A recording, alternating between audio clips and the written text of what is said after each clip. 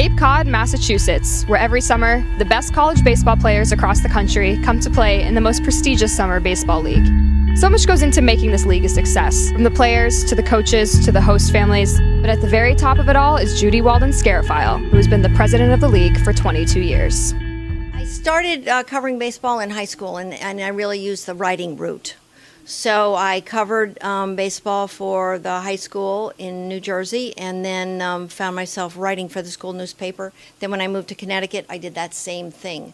And that kind of evolved into writing for a local paper.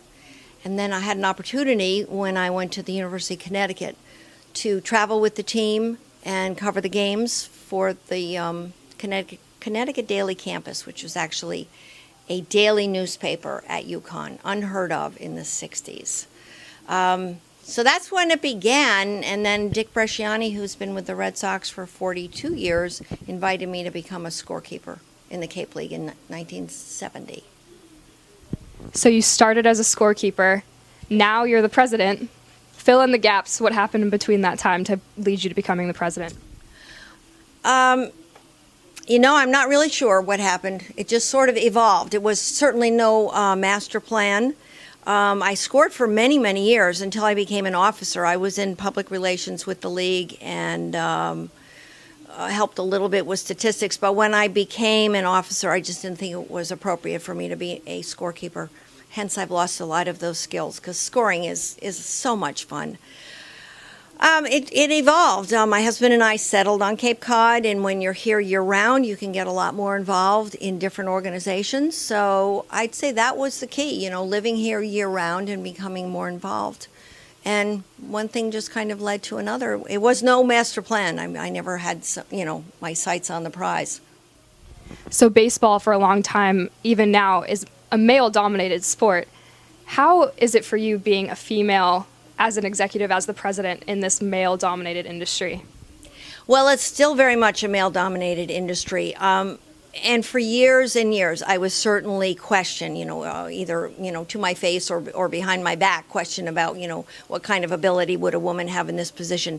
And I think finally, after years and years, that I've proven that I can do the job. Let's go.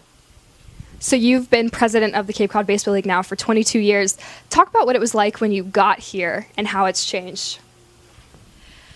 How has it changed? Players are different now than they were in the 70s, that's for sure. Back in the 70s, it was an NCAA requirement that every player worked a 20-hour work week.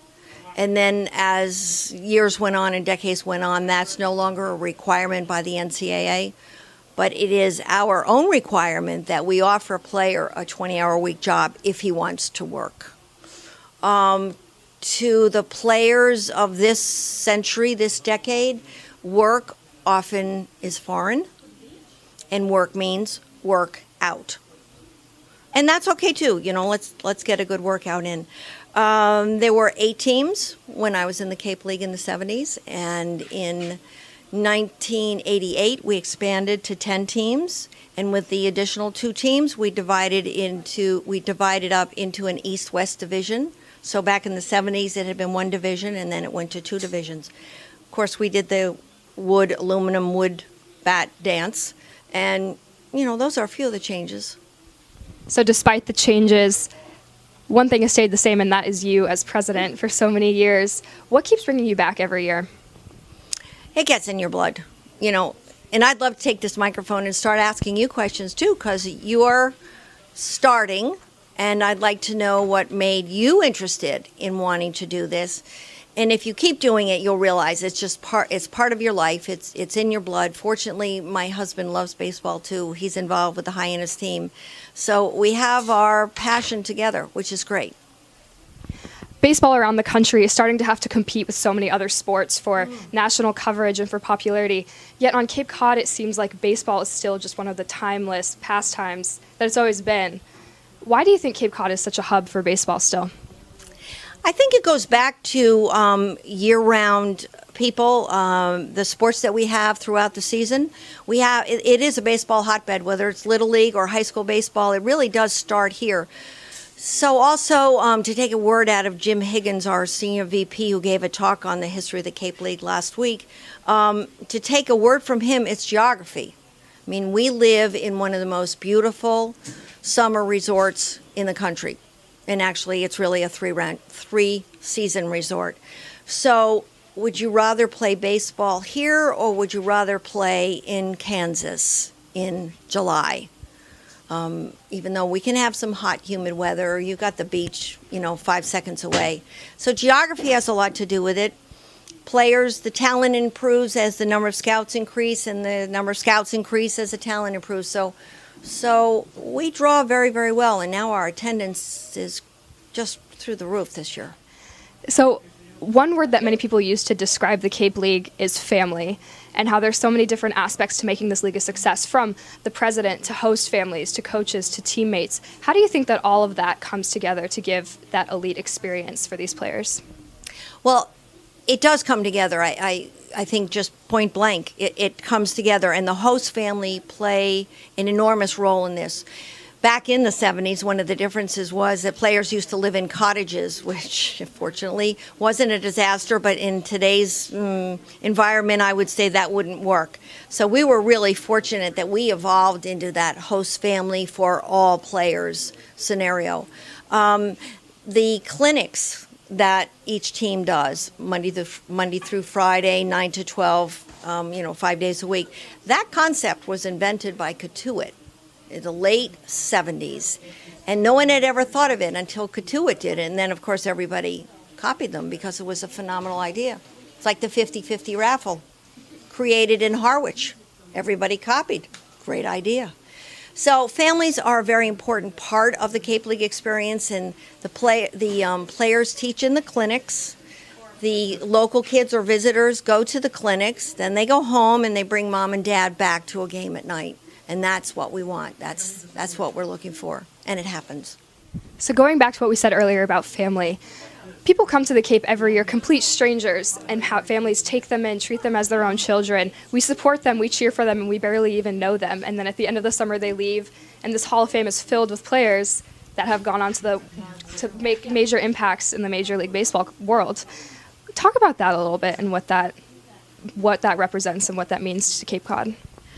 Taking in a player, and Peter and I have never done this because I've never worked for a team, but taking in like you say, a complete stranger into your family for 10 weeks is a unique experience. It's also pretty brave on, one aspect of it. You don't just point the player to his bedroom and you're done with it. He's really assimilated into your family. And in most of the cases, probably 90% of the cases, the player adopts that host family as part of his own for the summer. And the bonds that are established in the summer go on and on and on. I know so many people who've hosted players who are now in the majors, and they, when the player comes into town, plays the Red Sox, they'll have tickets waiting for them, or they get invited to the player's wedding, or, they get birth announcements. It's really a second family. And one of the neatest things to see, and maybe this could be one of my favorite things I've seen, is to see the host family meet the player's real parents. And then they get to know each other, and they really start to share stories of, really, he said that? It's great fun to watch that. So Ed Mooney, announcer for the Orleans Firebirds, once said, "The Cape Cod Baseball League is where the stars of tomorrow shine tonight." Talk a little bit about what that means to you. Well, it is a great statement, and one that we trademarked because it really does sum up what we are. We are a stepping stone to professional baseball. Lately, we've been a fast track to Major League Baseball, but you really can look at these players, particularly from the middle of July on, and you can start to see the superstars, and you can start to see those players, as long as they stay healthy, and that's such an important thing now, who are going to make it. So it truly is the stars of tomorrow shine on our fields tonight.